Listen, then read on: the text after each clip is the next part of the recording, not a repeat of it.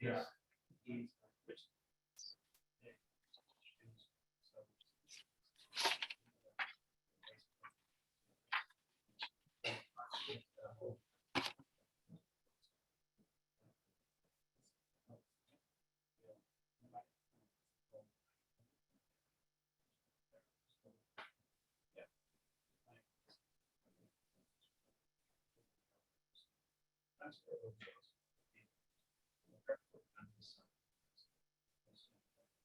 Yeah.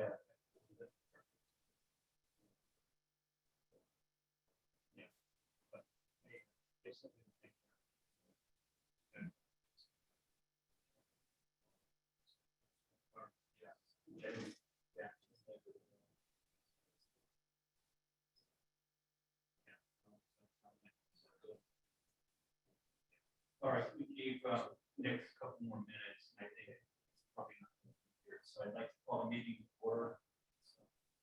Design Review Board meeting at 7:07, June 6th. Tonight we have quorum. To my right, we have Bill Fox. We have Leslie Costa, who's myself, I'm the general contractor. Bill,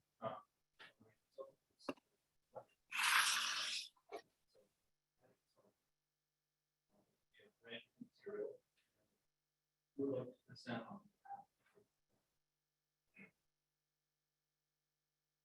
Can everybody make sure that their speakers, phones are on? Yeah, green light will be on if it's.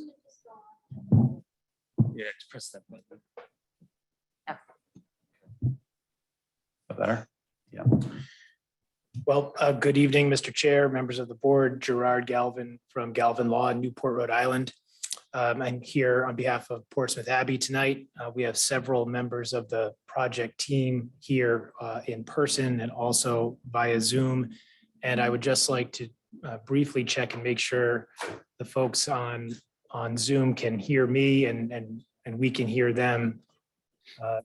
Can you just indicate, yeah, you hear us? Yeah, we could hear you.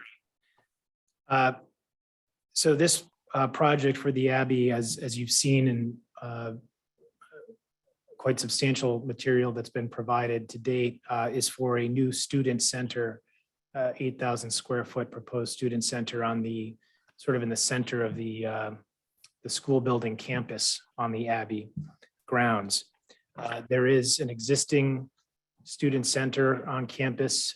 It is dated and I think the school for some time has been contemplating an upgrade in this regard. We, to achieve that in the R60 zone, school purposes require a special use permit. We have filed that application. We are on the zoning board agenda for next Thursday night, June 16th. As you're aware, for a project like this, seeking a special use permit, it's been referred to you for an advisory opinion. Then go to planning board, hopefully on Wednesday night, also for an advisory opinion. And so we're excited to get your input tonight and talk about the project with you. We do have Icon 5 Architects have prepared these plans. At least one and potentially three folks from Icon 5 are here tonight. Joe Totoni, who I believe is in your upper left box on the Zoom screen, has a brief presentation to walk you through on some of the site plans. And we certainly look forward to answering your questions. Before that, I have John Pereira here from the Abbey itself, who would just like to take a minute or two to describe the need for this building on the campus. We could start there.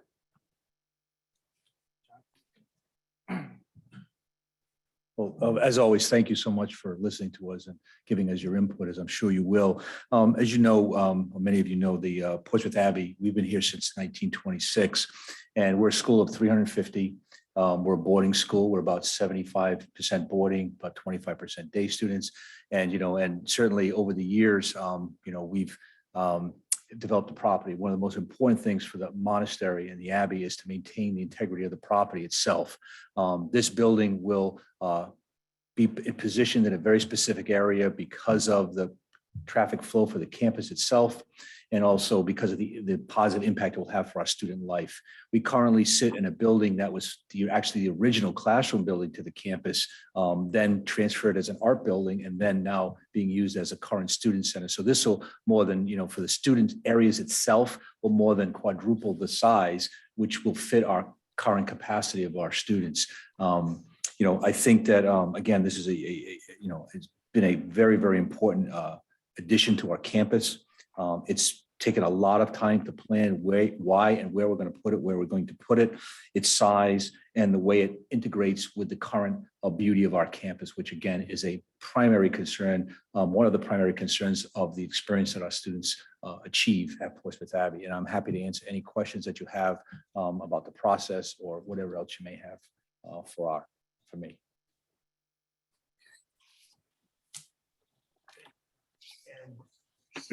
I think I'll have, if I could, have Joe Titone start walking you through his presentation. And just so we have it on the record at this point, we also have, I think it's Arvind Tiku, also from Icon 5, Brian King from Crossman Engineering is a civil engineer here tonight, and James Harrow is our landscape architect here tonight. I'm sorry, Brian from King. Brian Brian King, King. King. he's from Crossman Engineer. And what was Armin's last name? Could you spell it? Tikku. Tikku. And Yes. then Joe Titone. How do you spell that? T-O. Tattoni. That was close. And also here, we have Jay Gentile, who's physically present here tonight, and he's the project manager. If you have any And questions? who was the landscape architect you said? James Harrow, Heroux, and he's in your bottom right screen here.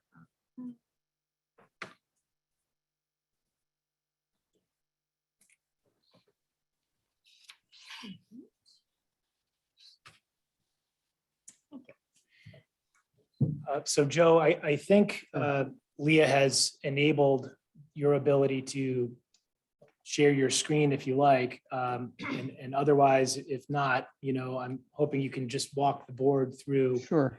your thoughts and site design. Leah, it says host disabled participant sharing, screen sharing. Could you try one more time to see if you could do that for me?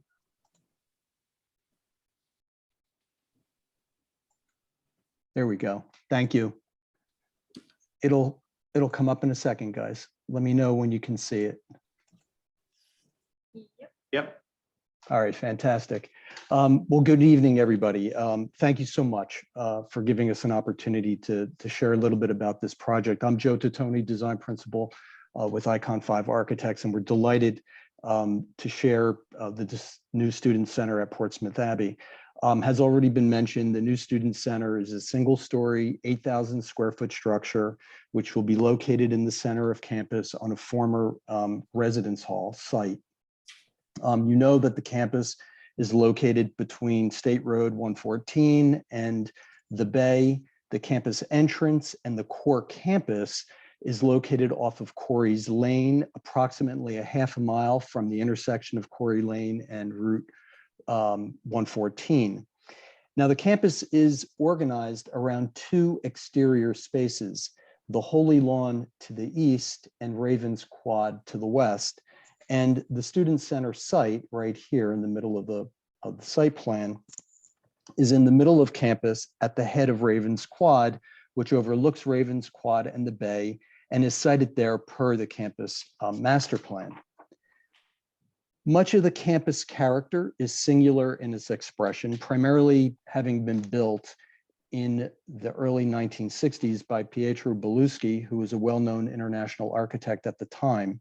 The buildings that surround the Holy Lawn give a very distinct expression to the school. The campus's character is established with, one, a consistency of material, the Aquinic fieldstone for building bases and site walls, board and batten wood siding for vertical wall surfaces, exterior wall surfaces, and then copper for the roofs and trim.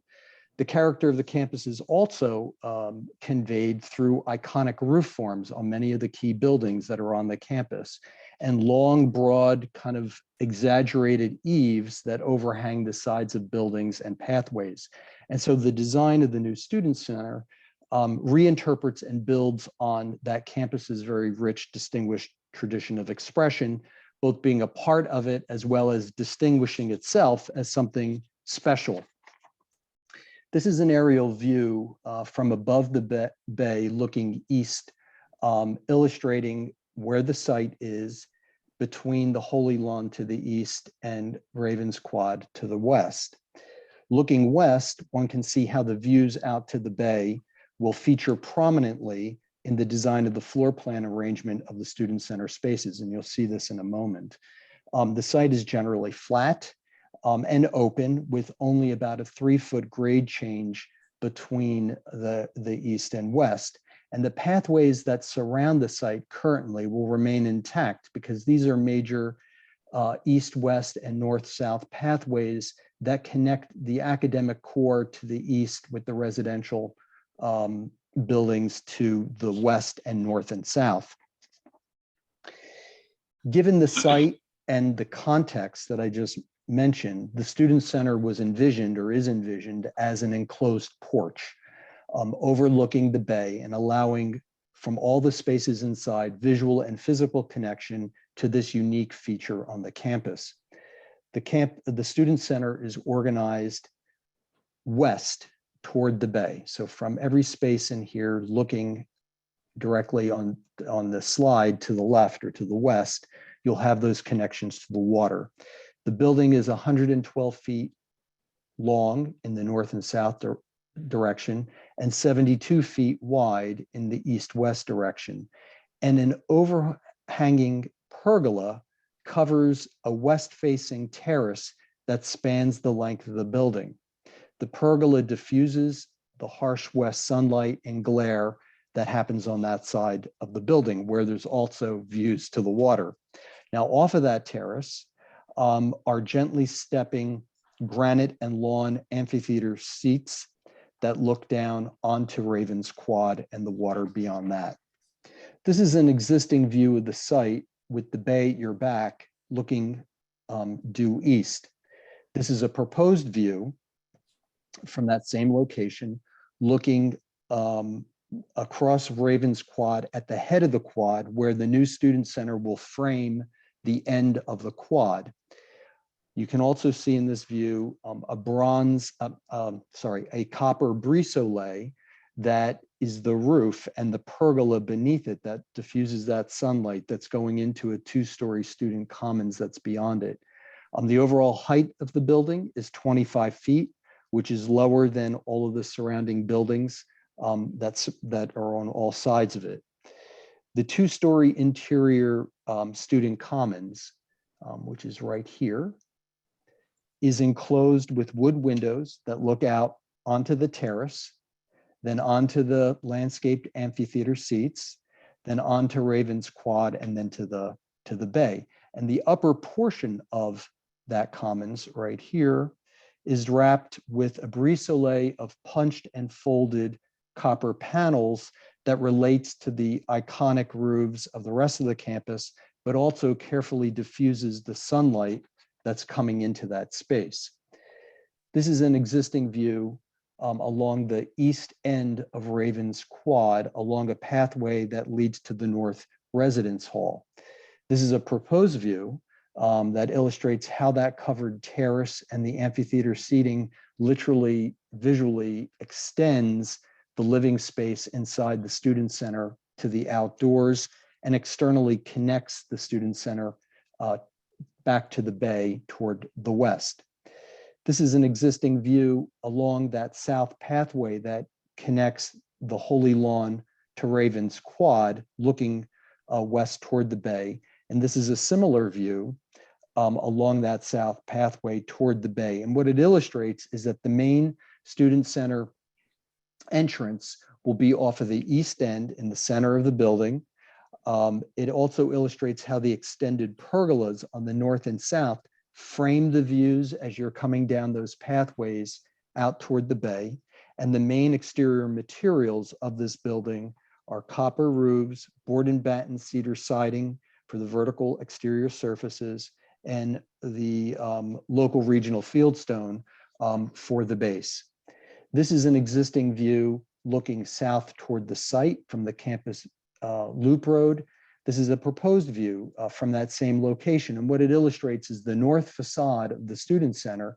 And what you see in the foreground is a 6-foot-high regional fieldstone wall that encloses a service yard that behind it will have mechanical equipment, trash bins, service doors to the building, and a small parking spot for a golf cart or a service vehicle, all of which will not be seen from the campus because it's behind the stone service yard enclosure. And finally, let's just take a step inside so you get an understanding of what the program spaces are.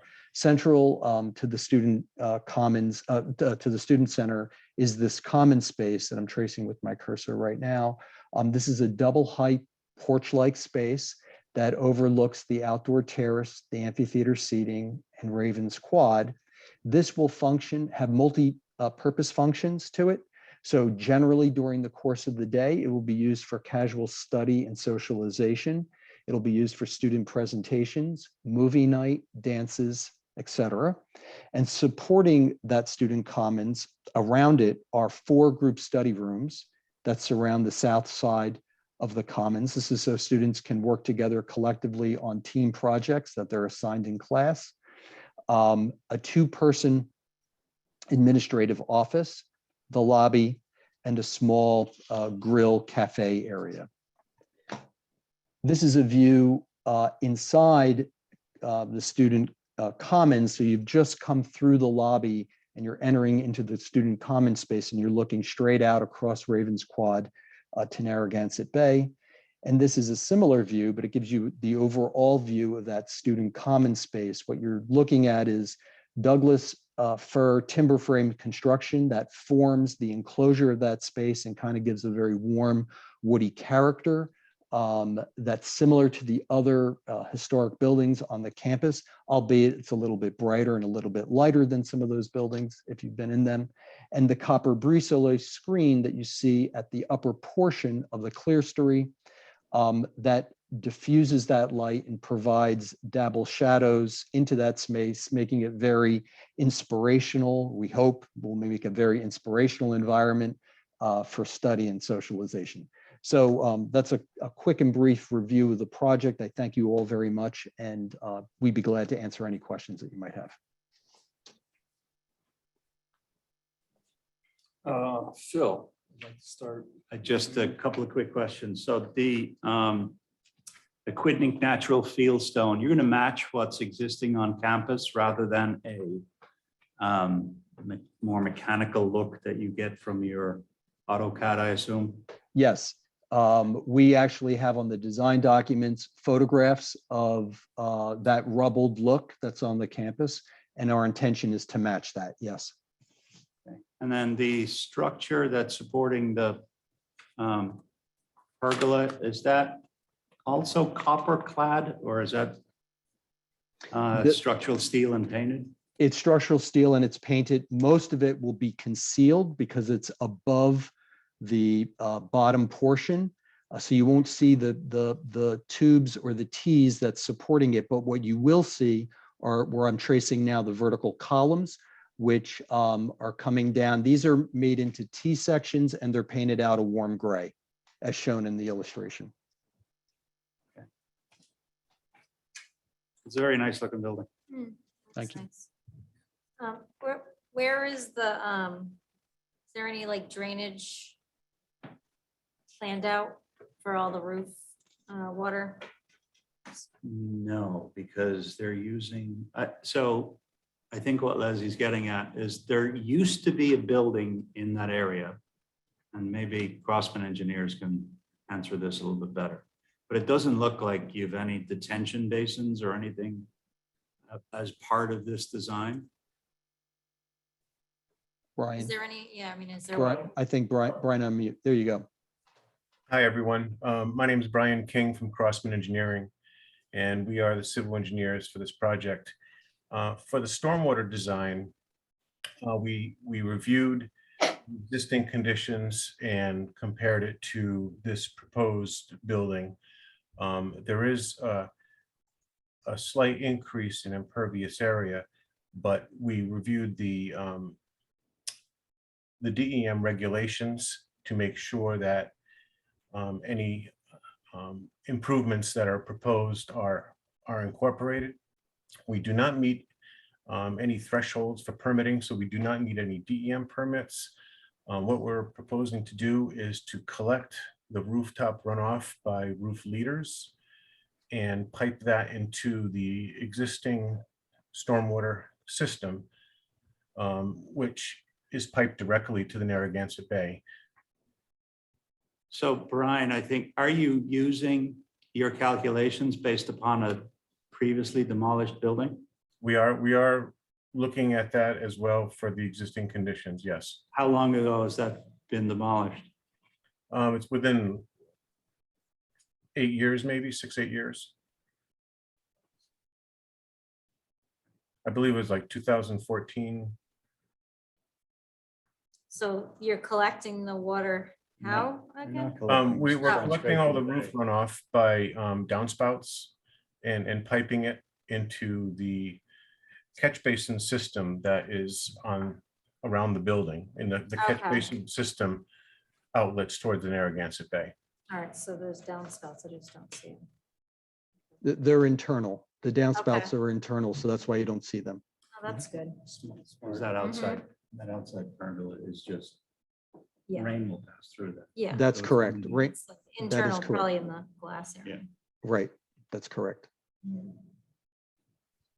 So there's no detention ponds existing on that site? It's collecting onto, doesn't sound like. I that. guess not, right? There's not, and there's none needed in accordance with the regulations.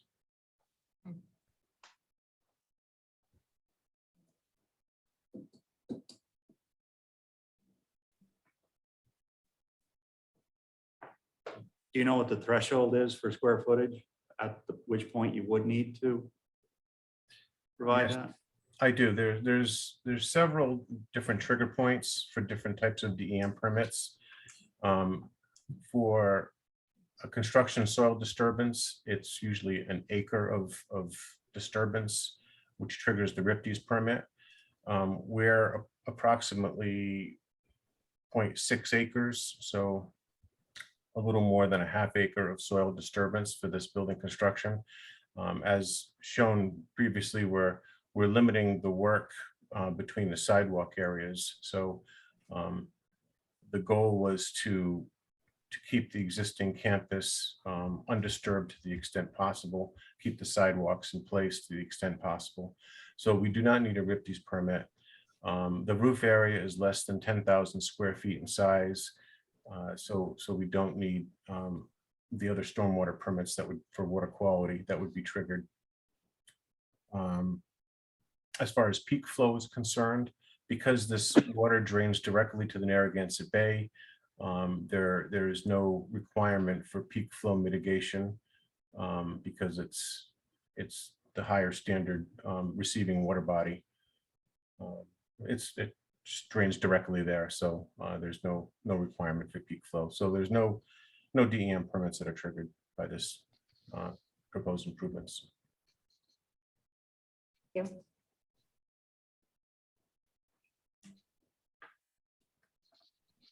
Anything on landscaping, Leslie? I mean, it doesn't really seem, and there's already existing landscaping around the campus, around that building area anyway, so. There's some trees coming out, but and there's a couple going back in, so. Mhm. I mean, it's not like you want anything around the building. No. So. So our, there's so many plants. Are all the trees coming out around that, trying to find the one. Within the project area. They're yeah. all in the footprint, yeah. Yes. Okay, Just yeah, but you have, James, perhaps you could speak to the trees that are coming out and replacement landscaping. Mhm. You hear us, James? James? Yeah, I'm sorry, I cannot hear your question. I'm sorry, perhaps you could just speak briefly to the change in any of the landscaping, the trees that are going to be coming out of the site, and if and how those will be replaced. Yeah, the trees that are on site, if they cannot be moved by the school themselves, will be taken down. And we're replacing the trees along the few trees on the east, north and south side. We're using some upright pin oaks. And if you look around the Holy Lawn, you'll notice there's actually a lot of upright English oaks, which has suffered damage over the years. I actually did the science building expansion where we actually replaced with more upright English oaks.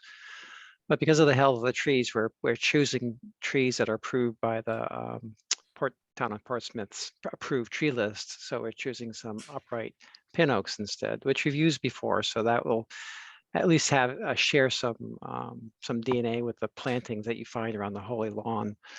And then we're supplementing that with some sugar maples, as well as some yellow woods, just for some seasonal flowering colors. It's a relatively limited plant palette at the top terrace that transitions that terrace to the stepped granite walls that Joe mentioned.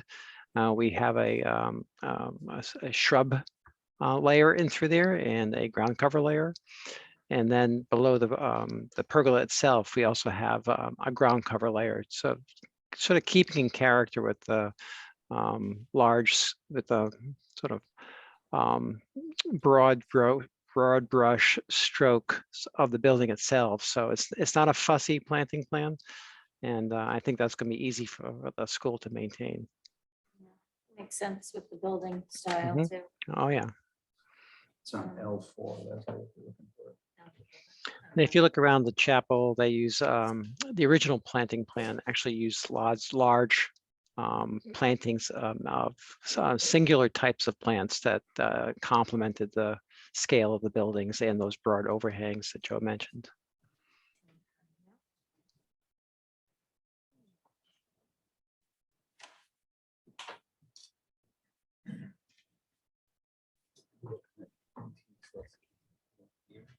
That would be the quad, these things. Yeah, I'm just looking at the planting. That makes sense.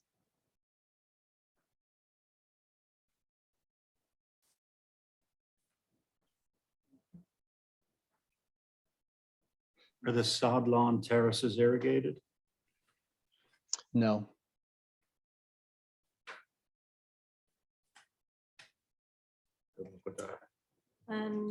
And then what about lighting? I know you had a lighting plan somewhere, I thought. The lighting is exclusively, at least on the exterior, apart from the building, is being lit by the existing campus lights that are there. Joe, if you want to talk about any lighting for the building. Yeah, so in the pergola, at each one of the columns, there is a small downlight that will illuminate downward, not upward, the floor of the terrace, primarily for safety purposes. On the so the handrail that comes down the steps right here that gets you up to the entry off of Ravens Quad, that handrail is illuminated. Again, it's illuminating down on the surface, not up. And then there's one bollard over on the east side, on that east elevation at the entrance, that's illuminating a pool of water, a pool of light, not water, by the entrance doors. Okay.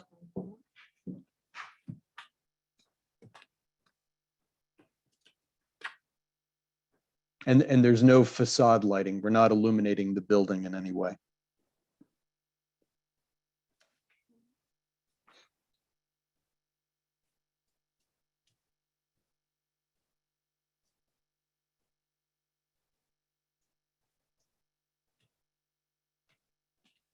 Paul? Any questions? Curiously enough, the copper cladding, that's a thin copper over roofing material? Is that how you're doing this? No, it's actually plate copper that's punched and folded. It's not over a roofing material. There's a steel frame behind it that fastens it to the building, so it's structural. Wow, okay. It's like a standing seam without screws. Yeah, it's yes, a lot thicker than normal standing seams so that it can take on the wind load and everything else. Yes. Behind the screen is also windows, so the light will filter through the screen and into the comment. Nice. Nice. That is nice. I was more curious about the cost of it. It's not cheap. Yeah. It's getting more expensive by the day. Yeah. Yeah. Please don't tell John that. I'm sure he knows. I like the use of the pergola material. Yeah, It's It's gonna nice. be nice. It's nice. I'm very familiar with the campus. My son's a graduate from there, from 2001, Mr. Pereira, Joshua Whalen. Caused a bit of problems, I believe, at one point. But anyway. And prior to Dan McDonough, I was the track and field coach there. So Oh, there you go. this campus has come a long way. So there's varying designs of architecture that have come along. You know, we tried to go with, you know, a traditional sort of clapboard, divided light, pitch roof sort of thing for town, like Casey Oil and some of the projects you've seen around town that we've approved over the last 16 years. This differs from that. We don't have parking here. We don't have signage. Really, it's just architectural expression and landscaping that we're reviewing tonight. So all in all, I have no questions. I don't see a handicap ramp. I'm sure there's one there. Yeah. There has to be. That was the one thing. Lighting you already covered. You have pathway lighting. You have the stanchions and or the pole lighting Yes. throughout the campus. I think I was there a couple of months ago. So I know your next step is trying to get to planning board on Wednesday of this week. So Leslie is our recording secretary. I take notes as well. We all do. And she tries to put something together. We try to review it as quick as possible and issue our opinion as to, you know, the guidelines that aren't met maybe, or recommendations that we recommend to the planning board. So I think we can get that out pretty quick. I don't know your schedule personally. I'm in the office all day tomorrow. So between the two of us and any input from Paul or Phil, we can pull this together. So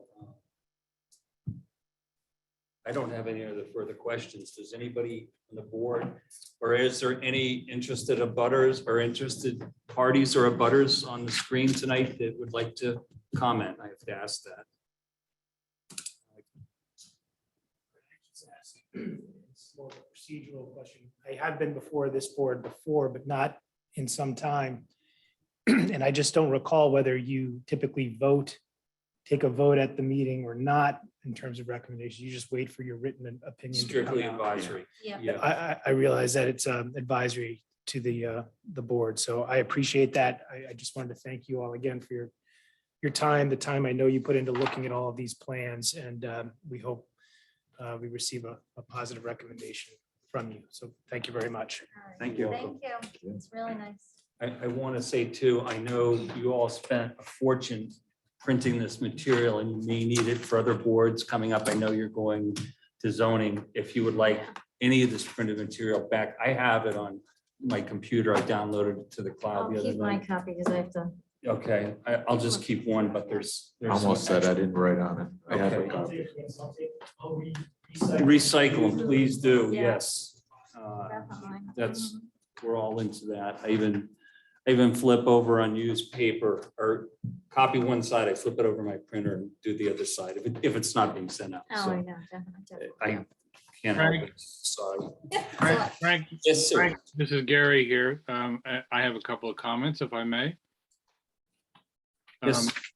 Thank you all for this beautiful presentation. This is a magnificent building, and I think it's going to fit very nicely into the campus. Thank you all. Thank the board for agreeing to electronic copies of all of this stuff. We're really trying to not cut down so many trees, and I think we're going to be able to coach the boards over the next few months and years to using more electronic copies. I appreciate it. And I thank you all. The accelerated schedule for June 6th, June 8th, and then June 16th was sort of my brainchild, and as an artifact of the calendar. And I appreciate everybody jumping in to be able to kind of make this happen really very quickly. I think that this is exactly the kind of project that can really move through the boards very quickly. And lastly, if you will give my best regards to Brother Joseph, I'd appreciate it. With that being said, I believe we're adjourned for the evening. Thank you. Okay, thanks, Thank you. everyone. Thank you, everybody. Thanks, Thank you. everyone. Thank Good you. night. Thank you. We are gonna go to zoning and go to zoning.